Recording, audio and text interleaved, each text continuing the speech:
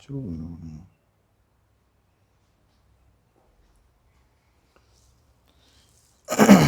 morning friends, myself Ramneek Singh, lecturer physics, Arniwala Sheikhswan. Today we will discuss the second part of the optics, that is second chapter of the optics, that is refraction of the light. बेटे आज आप discuss करांगे refraction of light. Punjabi दे विच आपां इहनूं की कहने बेटे अपवर्तन।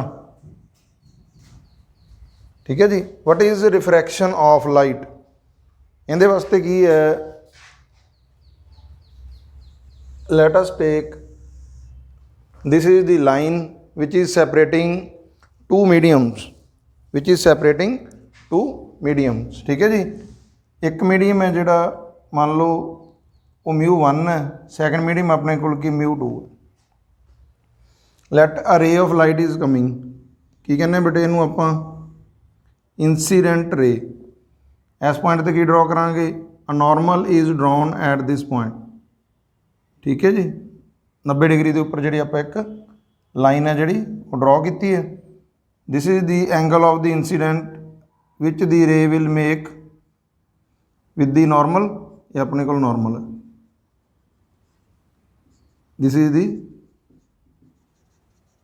इंसीडेंट रे, this is the angle of the incidence. ठीक है जी। इफ μ1 इज़ डिफरेंट फ्रॉम μ2, μ1 अपने को की है रिफ्रैक्टिव इंडैक्स, जिहड़ा एक खास मीडियम नूं रिप्रजेंट करता भी वो मीडियम अपने को की है डेंसर है या रेयरर है। ठीक है जी। If we say μ1 is greater than μ of 2, it means μ1 is optically denser than the second medium and second medium is optically rarer, optically denser and optically rarer. ठीक है जी। When light will move from a denser medium to a rarer medium. ठीक है जी। Light will move from the denser medium to the rarer medium, then this is the path when there is no deviation। जो light नहीं मुड़ेगी तो मतलब कि इस तरह नाल सीधी जानी चाहिए सी, बट जो लाइट डेंसर मीडियम तो रेयरर मीडियम दे विच जाएगी तो अपने को की होगा, it will band away from the normal, normal तो अवे चली जाएगी। क्यों अवे चली जाएगी? देखो बेटे, denser medium they which light की वेलोसिटी घट है, rarer medium they which number of particles घट है, तो उनकी कोलिजनस घट होणगियां तो लाइट की वेलोसिटी अपने को की होगी, इनक्रीज हो जाएगी। बट इहदे विच अपने को एक प्रॉपर्टी है भी आप फ्रीकुएंसी ऑफ द लाइट है जी वो की रखनी हैगी constant. Frequency of the light अपने को की है न्यू, ये अपने को की है बेटे कॉन्सटेंट। तो फ्रीकुएंसी कहते बराबर होंगे 1/t। टी अपने को की है टाइम, इट मीनस टाइम अपने को की रखना आप कॉन्सटेंट। ठीक है जी। इस चीज़ को आप कह दें एक्शन या लीस्ट एक्शन प्रिंसीपल, इनू आप की कह दें लीस्ट एक्शन प्रिंसीपल। ठीक है जी। कहना मतलब जी लाइट है वो मिनीमम टाइम है जोड़ा वो लवेगी, पर टाइम की वैल्यू अपने को की होगी कॉन्सटेंट होगी। मैक्सीमम एक्शन ऑफ प्रिंसीपल भी है, लाइट है जोड़ा वो अपने को की है या तो मैक्सीमम टाइम लवेगी या मिनीमम टाइम लवेगी, इन बिटवीन नहीं होएगा। बट मैक्सीमम या मिनीमम भी जोड़ियाँ वैल्यूज़ वो भी अपने को की है कॉन्सटेंट ही होणगियां। सो इस लैवल पर आप ये कह सकते हैं भी light is having constant frequency. If light is moving from denser medium to rarer, इत्थे अपने को की सी वेलोसिटी घट सी, इत्थे वेलोसिटी की होगी ज़्यादा होगी। वेलोसिटी ज़्यादा होने दे नाल अपने को की हो तो थोड़े समय दे विच ही है जिहड़ा उन्ना डिस्टेंस है जिहड़ा कवर कर जाएगी। डिस्टेंस नूं वधाउण दे लई फिर वो की करेगी बेटे, टाइम पीरियड नूं वधाउण दे लई वो अपने को की करेगी, अवे फ्रॉम दी नॉर्मल है जिहड़ी वो मूव कर जाएगी। किधर मूव कर जाएगी? Away from the normal. ठीक है जी। अवे फ्रॉम दी नॉर्मल है जी वो मूव करेगी। दोबारा देखो, ਜਿਵੇਂ ਦੇਖੋ ਆਪਾਂ ਐਗਜ਼ਾਮਪਲ ਲੈਂਦੇ ਆ, let us take we are riding on a bike. ਮੰਨ ਲਓ ਆਪਾਂ ਬਾਈਕ ਦੇ ਉੱਪਰ ਜਾ ਰਹੇ ਹਾਂ, ਠੀਕ ਹੈ ਜੀ। ਪਹਿਲਾਂ ਅਸੀਂ ਇੱਕ ਰਸ਼ ਵਾਲੇ ਏਰੀਏ ਦੇ ਵਿੱਚ ਸੀ, ਤਾਂ ਬਾਈਕ ਦੀ ਸਪੀਡ ਕੀ ਹੋਵੇਗੀ, ਲੋ ਹੋਵੇਗੀ, ਘੱਟ ਹੋਵੇਗੀ।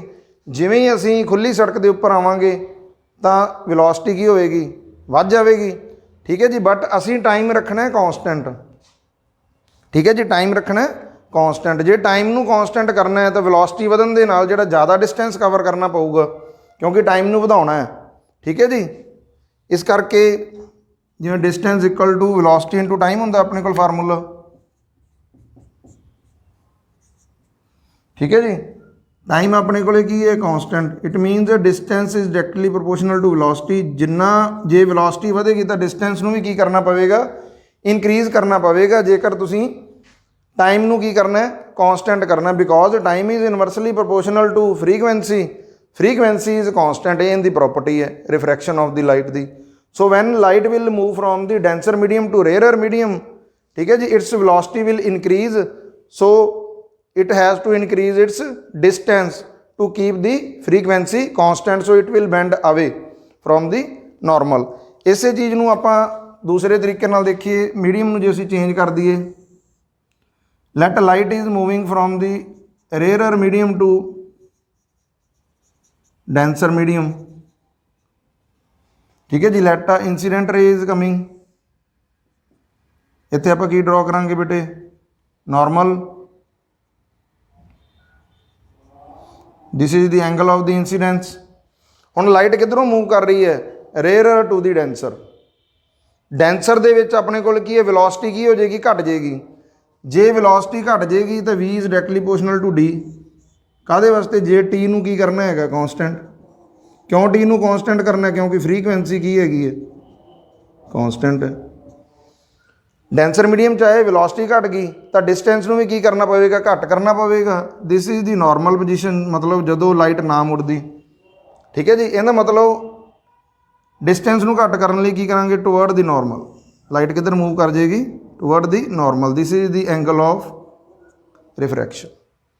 ਕਲੀਅਰ ਹੋਇਆ ਕਿ ਨਹੀਂ ਹੋਇਆ। So what is the phenomena of refraction, when light will move from one medium to the other medium, one medium to the other medium having different refractive indices, ठीक है जी। then light will bend from its original path, ਭਾਵੇਂ ਅਵੇ ਚਲੀ ਗਈ ਜਾਂ close to the normal ਚਲੀ ਗਈ, but ਉਹ ਆਪਦੇ ਐਕਚੁਅਲ ਪਾਥ ਤੋਂ ਕੀ ਕਰ ਗਈ, ਮੂਵ ਕਰ ਗਈ। ਐਕਚੁਅਲ ਪਾਥ ਤੋਂ ਮੂਵ ਕਰਨ ਦੇ ਇਸ ਫਿਨੋਮੀਨਨ ਨੂੰ ਅਸੀਂ ਕੀ ਕਹਿੰਦੇ ਆ, ਰਿਫਰੈਕਸ਼ਨ ਆਫ ਲਾਈਟ। ਦੁਬਾਰਾ ਸੁਣੋ ਬੇਟੇ, when light will move from one medium to other medium having different refractive indices, then it will deviate from its original path। this phenomenon of the bending of the light, ठीक है जी, from its original path is called the refraction of light। clear होया कि नहीं होया बेटे। हुण आपां study करते हैं laws of refraction। laws of refraction, reflection ਦੇ ਵਿੱਚ ਆਪਣੇ ਕੋਲੇ ਦੋ laws ਸੀ, ठीक है जी, ਜਿੰਦੇ ਵਿੱਚ ਆਪਾਂ ਕੀ ਕਰਦੇ ਸੀ, ਰਿਫਲੈਕਸ਼ਨ ਦੇ ਵਿੱਚ ਤੇ ਰਿਫਰੈਕਸ਼ਨ 'ਚ ਕੀ ਫਰਕ ਹੈ ਬੇਟੇ। ਰਿਫਲੈਕਸ਼ਨ ਦੇ ਵਿੱਚ ਲਾਈਟ ਉਸੇ ਮੀਡੀਅਮ ਦੇ ਵਿੱਚ ਵਾਪਸ ਆ ਜਾਂਦੀ ਸੀ ਸਟ੍ਰਾਈਕ ਕਰਨ ਤੋਂ ਬਾਅਦ ਇਨਟੂ ਦੀ ਸੇਮ ਮੀਡੀਅਮ, ਠੀਕ ਹੈ ਜੀ। ਬਟ ਇਹਦੇ ਵਿੱਚ ਕੀ ਹੈ, ਇੱਕ ਮੀਡੀਅਮ ਤੋਂ ਦੂਸਰੇ ਮੀਡੀਅਮ ਦੇ ਵਿੱਚ ਲਾਈਟ ਕੀ ਕਰ ਰਹੀ ਹੈ, ਪਾਸ ਕਰ ਰਹੀ ਹੈ। ਸੋ ਫਸਟ ਲਾ ਆਪਣੇ ਕੋਲ ਕੀ ਕਹਿੰਦਾ ਹੈ, ਫਸਟ ਲਾ ਆਫ ਰਿਫਰੈਕਸ਼ਨ, ਜਿਹਨੂੰ ਅਸੀਂ ਸਨੈਲਜ਼ ਲਾ ਵੀ ਕਹਿ ਦਿੰਦੇ ਹਾਂ, ਸਨੈਲਜ਼ ਲਾ। ਜੇ ਅਸੀਂ ਡਾਇਗਰਾਮ ਤੋਂ ਦੇਖੀਏ ਤਾਂ ਆਪਣੇ ਕੋਲੇ ਕੀ ਹੈ, ਇੱਥੇ ਦੋ ਟਰਮਜ਼ ਹੈ ਇੱਕ ਮੀਡੀਅਮ ਦੇ ਵਿੱਚ, ਇੱਕ ਆਪਣੇ ਕੋਲੇ ਰਿਫਰੈਕਟਿਵ ਇੰਡੈਕਸ ਹੈ, ਇੱਕ ਐਂਗਲ ਹੈ। ਸਿਮਿਲਰਲੀ ਇੱਥੇ ਵੀ ਆਪਣੇ ਕੋਲੇ ਕੀ ਹੈ, ਮਿਊ ਹੈ ਇੱਕ, ਤੇ ਸੈਕਿੰਡ ਆਪਣੇ ਕੋਲੇ ਕੀ ਹੈ, ਐਂਗਲ। ਆਰ ਨਾਲ ਆਪਾਂ ਇਹਨੂੰ ਡਿਨੋਟ ਕਰ ਰਹੇ ਹਾਂ। ਸਨੈਲਜ਼ ਲਾ ਆਪਣੇ ਕੋਲ ਕੀ ਕਹਿੰਦਾ ਹੈ, ਉਹ ਕਹਿੰਦਾ ਵੀ ਇਸ ਰਿਫਰੈਕਟਿਵ ਇੰਡੈਕਸ ਤੇ sign of the angle of the incidents, ਇਹਨਾਂ ਦੋਵਾਂ ਦੀ ਜਿਹੜੀ ਪ੍ਰੋਡਕਟ ਹੈ ਨਾ ਉਹ ਕਾਂਸਟੈਂਟ ਹੈ। ਪ੍ਰੋਡਕਟ ਕੀ ਹੈ, ਕਾਂਸਟੈਂਟ ਹੈ। ਕਹਿਣ ਦਾ ਮਤਲਬ ਇਸ ਦੇ ਵਿੱਚ ਆਪਣੇ ਕੋਲ ਕੀ ਹੋਊਗਾ, μ1 into sine of angle of incidence, ਠੀਕ ਹੈ ਜੀ। ਇੱਧਰ ਆਪਣੇ ਕੋਲ ਕੀ ਹੋਊਗਾ, μ2, ਠੀਕ ਹੈ ਜੀ, μ2 इंटू साइन ऑफ आर, ये दोवें अपने को की है कॉन्सटेंट के बराबर है। कहना मतलब जे कॉन्सटेंट के बराबर है तो आप इन्हों ऐ लिख सकते हैं μ1 into sine of angle of incidence equal to μ2 into sine of R. ठीक है जी, this is Snell's law. The product of the refractive index of a medium and the sine of the angle which is made by the ray with the normal is constant. ठीक है जी, सो इतों असीं इहनूं इस तरह नाल जिवें बुक्स दे विच लिखिया हुंदा है sine i by sine r is equal to μ2 by mu of 1। μ2 by μ1 नूं आपां की लिखदे हैं बेटे mu of 1 2, mu of 1 2 that is light is moving from first medium to the second medium. देखो लाइट किधर जा रही है, first medium to the second medium. इस तरह लिखते हैं म्यू ऑफ 1 2, इन्हूं खोल के किवें लिखते हैं μ2 बाय μ1। ये अपने कोल की है बेटे स्नेल्स लॉ। ये आप अप्लाई कित्थे करते हैं एट द इंटरफेस, जिथे लाइट एक मीडियम तो दूसरे मीडियम के विच जा रही होंदी है उत्थे इनू अप्लाई किया जाता है। सो स्नेल्स लॉ अपने कोल की कहंदा है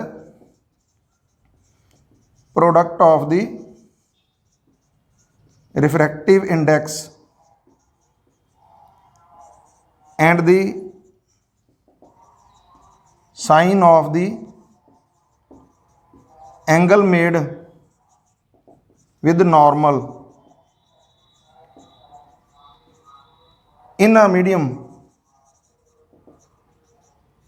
is constant, that is mu into sine of the angle with normal is constant। ठीक है जी, ये म्यू की है उस मीडियम का जिंदी आप गल कर रहे हैं जिंदे विच असीं स्नेल्स लॉ अप्लाई किया। ठीक है, इनू खोल के लिखांगे जिवें आपां इत्थे अप्लाई किया। ठीक है जी, light is coming from the medium first to medium second, i is the angle made by the incident ray with the normal. सो इहदा आपां की लेना साइन लेना है, लाइट किधर मूव कर गई अपने को सैकेंड मीडियम दे विच। ठीक है जी, इहदे वास्ते स्नेल्स लॉ की लगूगा μ1 इहदा जिहड़ा रिफ्रैक्टिव इंडेक्स है multiply by sine of the angle equal to constant. Similarly थल्ले स्नेल्स लॉ अपने को किवें लगूगा, इहदे विच की है ए रे है रिफ्रैक्टिड रे, ये नॉर्मल नाल एंगल कितना बना रही है आर। सो इहदा असीं साइन लै लेना साइन आर रिफ्रैक्टिव इंडेक्स लै लेना, दोवां दी मल्टीप्लाई करना तो की होनी चाहिए कॉन्सटेंट।